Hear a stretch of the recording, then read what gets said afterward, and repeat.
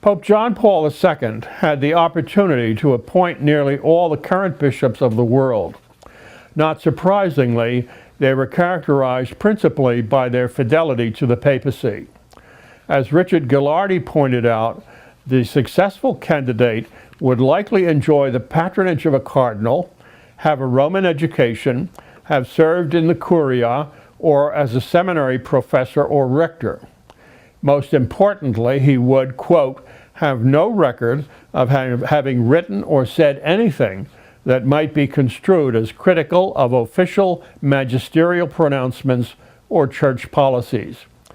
Notably absent from this list is demonstrated ability as a pastoral leader. Presumably, this qualification is currently viewed as ecclesiastical gravy, end quote. The transfer of bishops has become increasingly common, so much so that it seems like an embarrassing game of episcopal musical chairs. Bishops are seldom chosen to govern a diocese where they served as priests, and thus are strangers to both the priests and people committed to their care. Smaller dioceses are often viewed as stepping stones to more important prizes. In ancient times, by analogy with Christ as the bridegroom of the church, the bishop was said to be wedded to his see, and the ring was the visible sign of that nuptial bond. Pope Calixtus I portrayed a bishop who transferred from one see to another as a spiritual adulterer. Vatican officials, including Joseph Ratzinger, now Pope Benedict XVI, lamented the careerism of men ambitious for promotion to more prestigious and wealthier sees. Ironically, Ratzinger was unfaithful to Munich, the diocese for which he was first ordained, and accepted election as Bishop of Rome. Theologians, canonists, and church historians pointed to the need to reform the current system of selecting bishops, and especially to broaden the participation of the clergy and people. The Jesuit Michael Buckley warned, for example, that, quote, if the present system for the selection of bishops is not addressed, all other attempts at serious reform will founder, and ever greater numbers of Catholics will move toward alienation, disinterest, and affective schism, end quote. In 1973, the Canon Law Society of America proposed a procedure for the selection of bishops. A diocesan committee consisting of 2 priests, 2 female religious, 2 male religious, 2 laymen, and 2 lay women should enlist the faithful every 3 years, in assessing diocesan needs, determining the qualities desired in a bishop, and identifying 3 priests likely to best serve the diocese. The names and accompanying recommendations would be forwarded up the hierarchical chain, eventually reaching the Congregation for Bishops in Rome. The input of the laity, however, was limited to the initial work of the committee. Voice of the Faithful in the Diocese of Bridgeport has also offered 2 proposals for reform of the electoral process.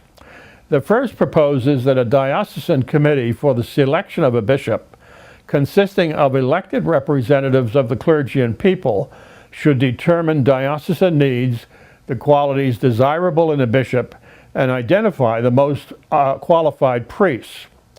The committee would send its report simultaneously to the Congregation for Bishops, all the American bishops, and all the faithful of the diocese. In this way, the desires of the faithful, expressed by their representatives, would go directly to Rome. The second proposal calls for the election of a bishop by a diocesan synod composed of the archbishop, provincial bishops, and elected representatives of the clergy, religious, and laity. After considering the candidate's qualifications, the synod would elect a bishop, and the archbishop would communicate the results to the whole church. Insistence on maintaining secrecy, fear of losing one's influence and patronage in making bishops, and dread of democracy are among the obstacles to the implementation of this proposal. In addition to electing the bishop, a limited term of office may also be of benefit as easing the removal of an incompetent bishop or the re-election of an excellent one. As bishops currently are required to step down on reaching the age of 75, there is no reason why a fixed term of office cannot be established. In 1970, the Catholic Theological Faculty at the University of Tübingen, whose most distinguished members were Hans Küng and Joseph Ratzinger, proposed a term of 8 years. From the early centuries, the question, "Is he worthy?" has been vital to every episcopal election. Reform of the electoral process is essential, but it will have little meaning if the bishops do not alter their manner of government so as to be more attentive and responsible to the people they serve. If the bishops are again to enjoy the confidence and respect of the faithful, they must adopt a manner of leadership consonant with the core of the Christian message enunciated in the New Testament. Several fundamental reforms must be carried out. First, the bishop should know his people, and his diocese should be small enough for him to be able to do so. Second, the bishop should seek the counsel and consent of the faithful who are making their journey to holiness under his leadership in all that touches the faith and the Christian life. Third, the bishop must acknowledge that he is accountable to his people, and setting all secrecy aside, he must be transparent in his leadership. Fourth, as a disciple of Jesus, he should abandon forever the medieval pomp and pomposity surrounding the modern episcopate and adopt a simpler lifestyle indicative of his task as the servant of God and God's people. Fifth, the bishop ought to understand that while it is given to him to lead and to teach, the people he leads are his equals, inasmuch as both he and they, by virtue of baptism, are equally disciples of Jesus. If these reforms are effected, then the faithful, when speaking of their bishop, may indeed proclaim, "He is worthy." In this day and age, when the implicit trust between bishops and people has been so eroded, it is essential to restore to the clergy and people their baptismal right to elect their own bishops, men whom they know to be worthy of the office.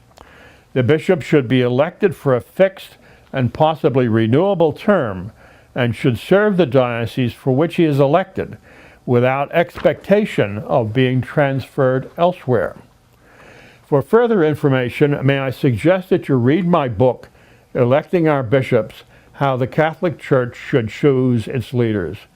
Thank you very much.